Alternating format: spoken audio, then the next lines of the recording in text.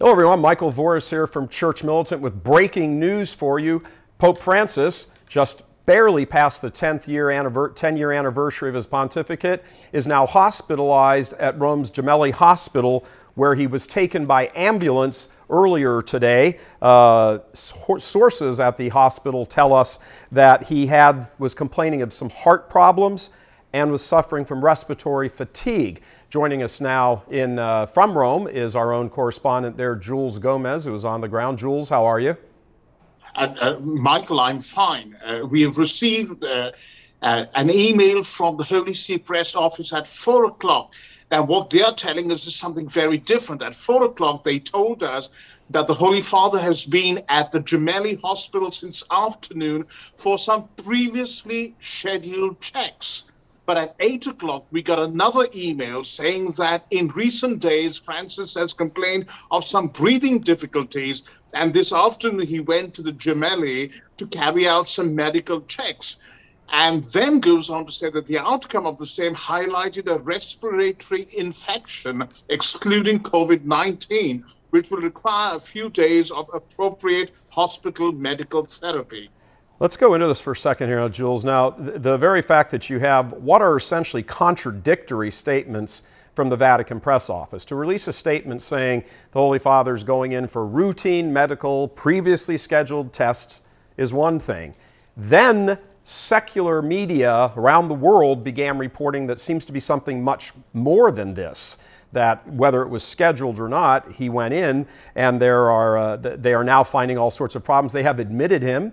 The Vatican has canceled all of his audiences and businesses for tomorrow and the next day. Of course, we're getting into Holy Week here soon, so this is much more serious, I think, than what it looks. One source, a very well-respected source in Rome, is actually saying that the rumors on the ground are now that he's had a heart attack. Pope Francis is 86 years old. He has, of course, had quite a number of health challenges in the last few years, and we've seen all of those walking around. But talk to us for a moment about this kind of contradiction that we see coming out of Rome, out of the Vatican press office. What would be the advantage to them of saying, oh, everything's fine, it's just a routine scheduled thing, we've already known about it for days or weeks or whatever, and then all of a sudden have to do an about-face and say he's admitted, there's all sorts of problems going on, and sort of leave it up in the air like that. That's not a very good PR move. Michael, the reason why the Holy See Press Office doesn't, or rather is reluctant to tell the whole story, is that they have been totally disempowered by Francis himself. And unless they have the green light from somebody as high as Parolin, they do not want to tell us what actually is going on. It's very likely that they themselves are kept in the dark, as they very often are.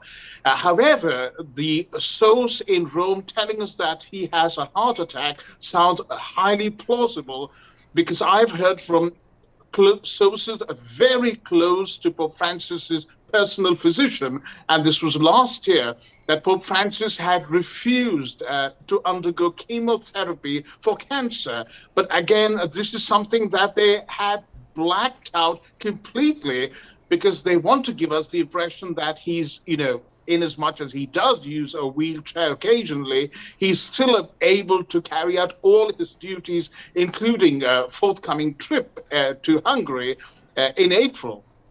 So what we know right now officially from the Vatican is that he was supposed to go in for routine pre-scheduled tests. Somewhere in between then and the next 4 hours, he was actually admitted. When you are admitted to the hospital and you are someone of that age and there is a respiratory infection or some pulmonary issues going on, that is much more serious. I had the same experience with my father, who was 88 when this was going on. Many people, have elderly parents and realize that when it goes to this level, things are considerably more serious than what are being talked about, at least in official channels. Jules, thank you very much for joining us from Rome. You stay on top of the story and get back to us as soon as you have more. I will, Michael. Thank you. Thank you very much. All right, just to repeat one more time, despite the Vatican's claims earlier in an official statement that the Pope's visit to the Gemelli Hospital was all prearranged for tests that were already scheduled, pre-scheduled. He is now in the hospital. His schedule for at least the next 2 days has been completely canceled, and we are hearing that he was taken via ambulance, not driven if they were just normal scheduled tests as would be normally the case.